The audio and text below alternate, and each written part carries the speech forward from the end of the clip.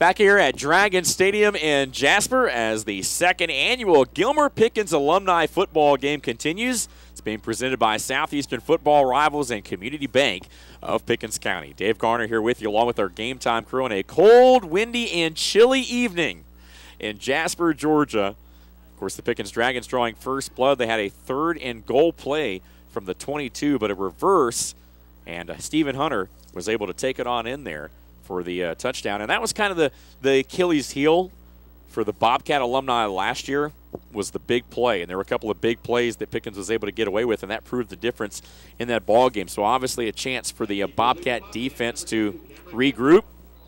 And they're going to have to find a way to defend number 11 and 12 for Pickens. Certainly no doubt about that. Meanwhile, Gilmer offense gets ready to come back on the field. The Dragon defense will try to hunker down right here, and they've done a good job of keeping the Bobcats away from a real scoring threat so far here in this first half.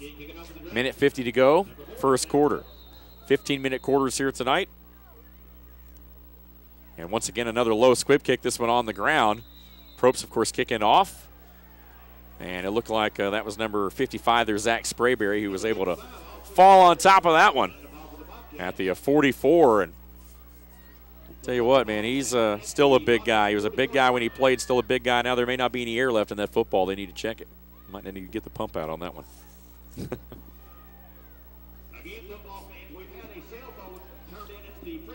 Minute 49 to play here, opening quarter. You see this Dragon offense. And for these guys, they really just need to get the continuity. We've seen them basically stick to the ground game so far. They've tried to punch it up the middle a little bit. We've seen Brian Henderson get some carries early on in this game. Robbie Payton trying to use some of those bigger backs to pound the interior of that Dragon defense. But guys like Jeremy Burnett and Sam Probst and some of those guys are tough to run against. And you can see right now there's pretty much 8 guys in the box for the Dragons playing just a 3-deep secondary right here. So it may be a chance, especially with Hensley at QB, where they may have to throw it up a little bit. But right now, John Henry Allen will come into play this series.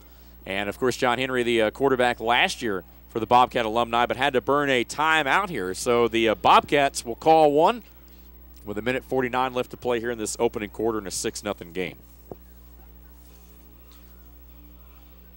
While we have a minute, of course, we want to recognize Michael Bale, of course, who is one of the founders of the Southeastern Football Rivals group, who has come in this year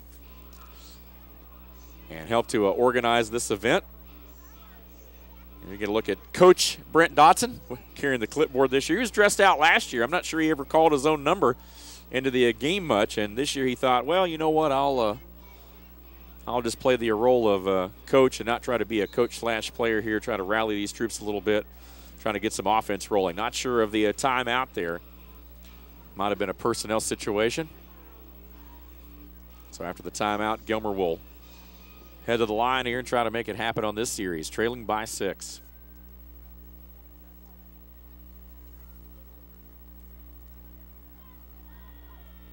You know, it's funny because when you look out there and you see these guys, you can't tell the age on some of them until they pull their helmet off and you see the gray hair or maybe the bald head altogether. You know, these guys look like real ball players. I mean, these look like small college teams out there, no doubt about it. You know, you don't really think of these guys, I mean, on tape right here, watching them. It looks very much like anything that we'd see on a Friday night in the fall. Second man through right there, and boy, good second effort indeed by 00 Sean Reinerson, 2005 graduate, because the initial hit put on Reinerson was right at the line of scrimmage, if not in the backfield, and he was able to fend that one off and dive forward to at least get a 1.5 yards. But it will be second down and long here.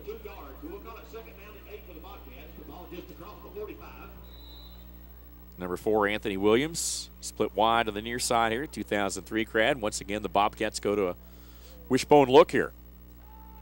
And a little keeper right here by Allen is tripped up.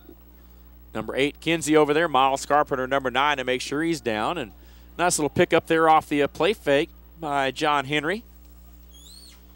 And that will set up a manageable 3rd down situation right here. Picked up a couple over there.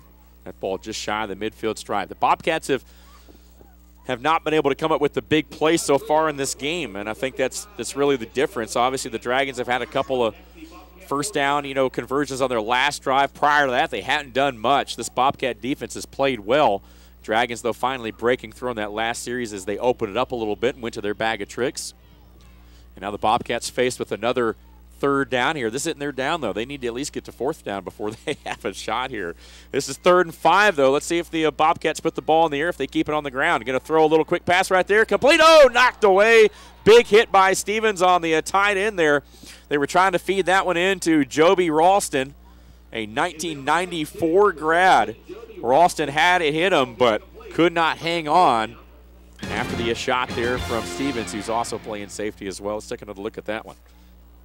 Good play call, though. It's right what they needed right here. You see Allen put the ball where it needed to be, and it was right there just on his fingertips. Never really secured that ball. And so now it's 4th down and 5, and it looks like the Bobcats will punt the football here to try to get themselves a little field position, and I think this is certainly a good call right here. They have got to do something to flip the field on this Dragon team because they have given Pickens a short field. And really fortunate, I guess, for Gilmer to only be down 6-0. And if you're Pickens, you're kind of kicking yourself thinking, man, we've had 4 drives basically inside Bobcat territory, and we only have 6 points. So probably a good drive, a good decision here by Gilmer. But with the wind the way it is, breeze, I think at the back of the punter. Oh, it's over his head. Bad snap right here, and Gilmer will just have to fall on it. Ball still loose, finally secured.